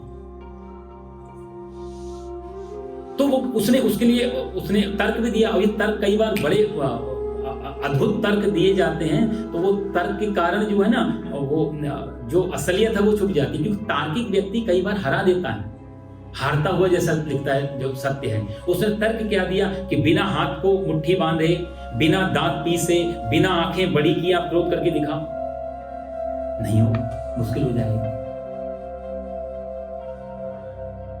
तो उसने बोला देखो यदि नहीं कर सकते इसका मतलब शरीर प्रमुख है और बाकी मन, चेतना, ये सब कॉन्शियस माइंड, अनकॉन्शियस, ये सब उसकी छाया और उससे ज्यादा कुछ नहीं, सब शैडो हैं शरीर के, शरीर मेन है। लेकिन उससे यदि कहा जाता, जैसे भगवान आगे कहेंगे कि एक अभिनेता इतना क्रोध कर जाता है लेकिन उसके अंदर कुछ भी नहीं होता है। एक अभिनेता इतना प्रेम करता है मूवी में, अच्छा अभिनेता से ज्यादा कोई प्रेम कर भी नहीं सकता बाहर की दुनिया में, जितना अच्छा अभिनेता कर लेगा उतना, तो लेकिन अंदर कुछ भी नहीं होता उसके। जब ये बात इसको बोलते तो ये खत्म। तो अब तब तक ये 20-30 साल जो वैज्ञानिकों का मानना था कि शरीर प्रमुख है, बाकी सब छाया, यहां भगवान उल्टा कर, नहीं तो भगवान यदि शरीर को प्रमुख मानते तो उसी समय अर्जुन से कह देते तुझे पानी की जरूरत है, तुझे डॉक्टर की जरूरत है। लेकिन भगवान यहाँ एक बार भी नहीं कह रहे उसकी। अच्छा, पूरी गीता में भगवान ने एक बार भी उससे पूछा नहीं कि अब तेरा मुख में गीलापन आया नहीं आया, हाथ पैर ठीक हुए नहीं हुए, गांडी उठ रहा है नहीं उठ रहा, एक बार भी बात नहीं करेगी लक्षणों, वो साइड ही छोड़ देते, क्योंकि भगवान जानते हैं कि तेरे बीमारी मन में है, लक्षण घट रहे हैं शरीर पे, यदि मन को ठीक कर दिया तो लक्षण अपने आप गायब हो जाएंगे। जैसे होम्योपैथी दवाई है, होम्योपैथी दवाई लो शुरू में तो बीमारी को बाहर लाती है, खोलती है, तो दर्द होगा तो बढ़ जाएगा, कोई बीमारी हो तो बढ़ना ही पता लगता है कि तुम ये दवाई काम कर रही, क्योंकि वो बाहर ला रही है।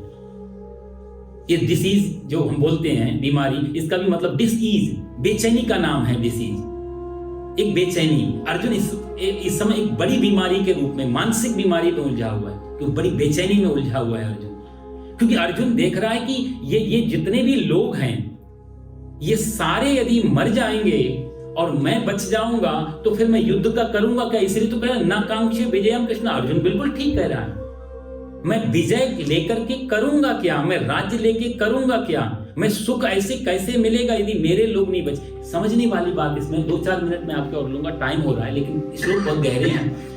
पहली चीज ये है कि हम जितना भी कुछ करते हैं, ये मैं महाभारत से प्रमाण के साथ बात कर रहा हूं, जितना भी हम लोग कुछ भी करते हैं जीवन में, वो मैं और मेरा, ये 2 लोगों के लिए होता है, मैं मेरे लिए और मेरों के लिए। तो मैं और मेरा, ये 2 चीजों के लिए हम पूरा जीवन दांव पे लगाते हैं। और यदि मनोवैज्ञानिक से पूछेंगे तो वो कहेगा कि अपने के लिए मुश्किल से 10% और खुद के लिए, मैं के लिए 90% मेरा के लिए होता है। जितना भी हम करते चले जाते हैं, यदि मेरा चला जाए तो मैं भी खत्म हो जाएगा। जिस दिन मेरा खत्म हुआ उस दिन मैं भी।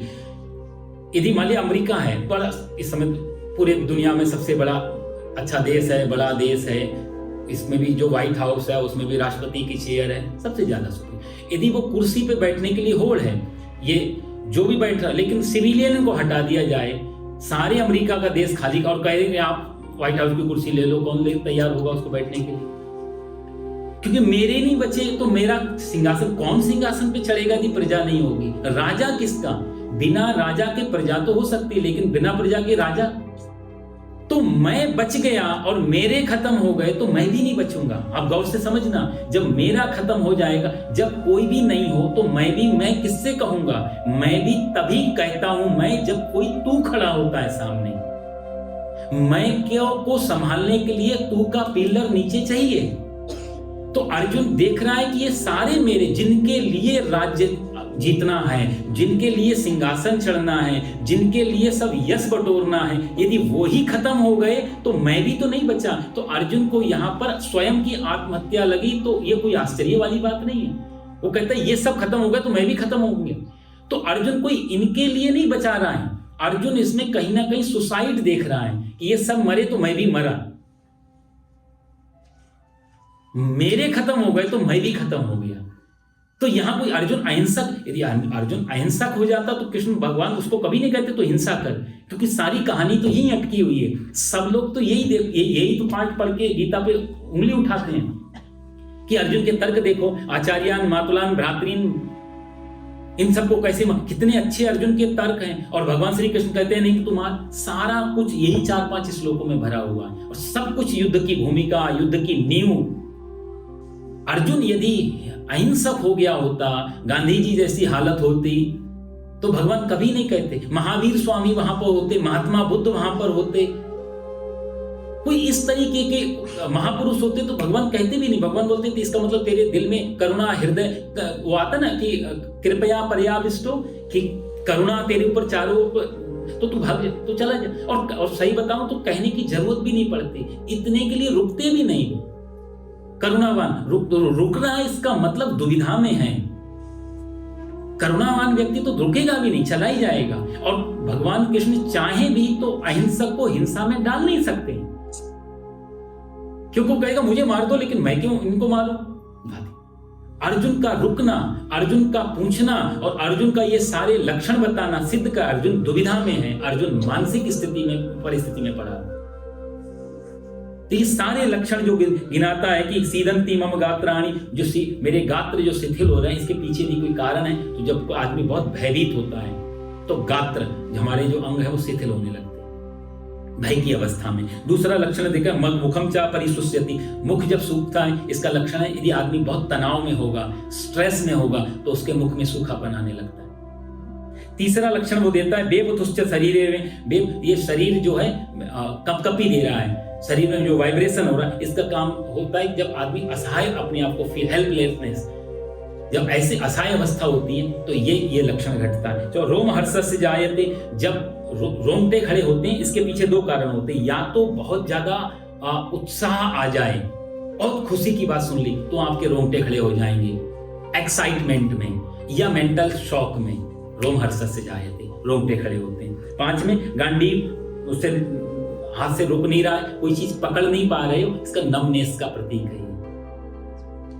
5वां वो दे रहा है कि त्वक्चैव परिदह्यते, ये जो हमारी त्वचा जल रही है, ये लक्षण होता है शास्त्रों के हिसाब से। त्वचा जल रही, ऐसा अनुभव तब होता है जब कोई बहुत बड़ा संताप हो या बहुत बड़ी चिंता हो, तो त्वचा जलती जैसी फील होती है। इसलिए वो कहा गया है चिंता चिता समाख्येन, चिंता और चिता ये दोनों बराबर हैं, सिर्फ एक बिंदी हटा दो तो चिंता ही चिता बन जाती है।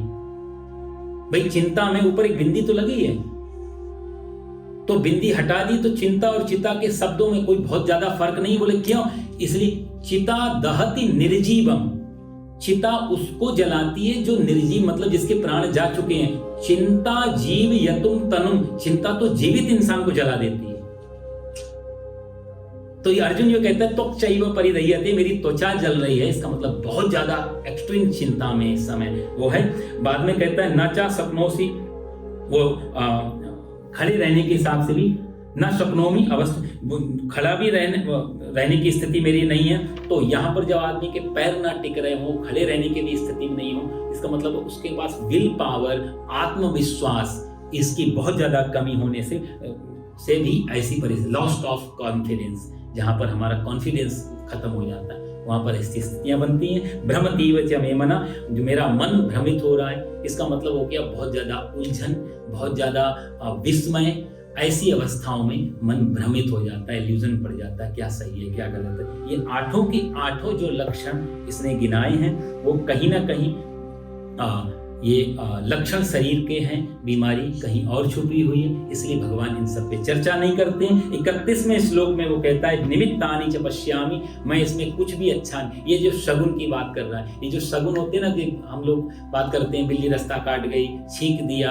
आपको मैं एक बात बताऊं, ये शगुन कभी भी, एक चीज आप ध्यान रखना, चाहे बिल्ली का रास्ता काटना, चाहे छींकना, चाहे किसी का रोना धोना, जितने भी शगुन अपशकुन जो होते हैं, ये सिर्फ और सिर्फ सूचना वाले होते हैं, सूचक होते हैं। ये घटना के निर्माता नहीं होते, ये आप मान के चलते। अक्सर हम मान के चलते हैं ये निर्माता, बिल्ली ने रास्ता काटा इसका मतलब मेरे साथ बुरा होगा, तो बिल्ली की वजह से नहीं, वो सिर्फ घटना सूचक है कि ऐसा हो सकता है, थोड़ा वेट कर लो, इतना ही हो सकता है, निर्माता नहीं है। तो हम कई बार बिल्ली को पत्थर मारने लगते हैं, छींकने वाले की बात चिढ़ जाते हैं, जो कि गलत है। ये सिर्फ और सूचक है। ये स्टोन, जैसे माइलस्टोन होते हैं, इतनी दूर पे ही है, बस वही इतना ही। तो ये जो कहता है निमित्तानि च पश्यामि न च, और मुझे इसमें कुछ भी अच्छा, लोग मेरे बारे में क्या कहेंगे बाद में, न च कांक्षे विजय, जिन लोगों, सारा मामला इसने अब दूसरों पे डाल दिया। एक बात बताऊं मैं आपको, सबसे बड़ा रोग क्या कहेंगे लोग,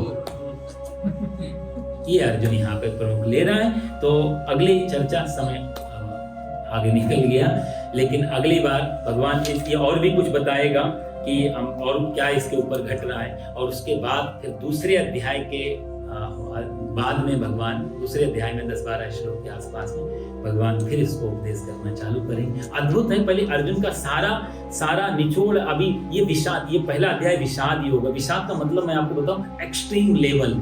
जब तक भगवान इसको बिल्कुल डाल नहीं देंगे, पूरा चिढ़ा नहीं देंगे, क्योंकि एक मैंने कहानी पढ़ी थी, एक वैज्ञानिक ने एक मेढक को उबलते हुए पानी में डाला, आप लोग भी सुना होगा। उबलते हुए पानी में मेढक पड़ा तो छलांग लगा के एकदम से बाहर हो गया। बाहर इसलिए हो गया क्योंकि पानी उबलता हुआ था। फिर उसी वैज्ञानिक ने उसी मेढक को एक सादा पानी में डाला, सादा पानी में डाल के धीरे धीरे गैस गर्म की, धीरे धीरे पानी गर्म हुआ, मेढक एडजस्ट होता चला गया, अभी तो थोड़ा गर्म है, अभी तो थोड़ा गर्म है, अभी तो कभी भी छलांग लगा दूंगा। और एक समय ऐसा आया, पानी जो 100 डिग्री पे चला गया, खूब उबल गया, मेढक उसी में मर गया। छलांग लगाने की स्थिति पर भी छलांग नहीं लगाई। हमारी भी हालत ऐसे होती, हम एडजस्ट होते चले जाते, ये दुख है, ये तो होना ही था, कोई बात नहीं, सब ठीक हो जाएगा। हमारे 4 लोग भी ऐसे बोलते, हम लोग कभी भी एक्सट्रीम लेवल पे, अर्जुन एकदम से उबलते हुए पानी में पड़ा है, यहाँ पर जो ये नाम ले रहा है, एकदम शॉक, इसलिए उसके अंदर विषाद की एक्सट्रीम लेवल। और भगवान उसको इतना पूरे के अंदर तक ले जाएंगे जहां पर विस्फोट हो जाए, वो कह दिया मुझे आप बताओ मैं क्या करूं। हमारे पास ऐसी स्थिति जब आ जाती है तो हम लोग वही स्थिति लाने के लिए, इसलिए हमारे महापुरुष कहते हैं जीवन में विषाद, दुख, ये जो लक्षण होना जरूरी है, क्योंकि इनसे क्वेश्चन निकलते हैं, इनसे हम रास्ते खोजने निकलते हैं। दुर्भाग्य है उन लोगों का जिनको कभी भी ऐसे लक्षण दिखे, जो कभी भी सोचते सब ठीक, ऑल इज वेल। जब तक ये मामला चलेगा तब तक कोई नया रास्ता, नया कुछ भी गीता घटित नहीं हो सकती। पश्चिम में जो देशों में आजकल ये स्थितियां बन रही हैं, क्योंकि वहां पर लग रहा है सब कुछ है लेकिन कुछ भी नहीं, तो वहां पर गीता या बजाय भारत के या एशिया के इधर थोड़ा, क्योंकि वहां अभी थोड़ा सा खाना मिल जाए काम चल जाता है कि सब ठीक है, भोजन तो मिला। यहाँ पर सब कुछ है, शांति नहीं है, इसलिए यहाँ पर गीता ज्यादा कामयाब है। अगले संडे को हम लोग देखेंगे अर्जुन के कुछ और लक्षण, उसके बाद भगवान की वाणी। सर्वे भवन्तु सुखिनः, सर्वे सन्तु निरामयाः, सर्वे भद्राणि पश्यन्तु मां कश्चित् दुःख भाग् भवेत्। ओम शांति शांति शांति भवतु। बोलो सच्चिदानंद भगवान की जय, बाके बिहारी लाल की जय, गीता माता की जय। परित्राणाय साधूनां विनाशाय च दुष्कृतां धर्म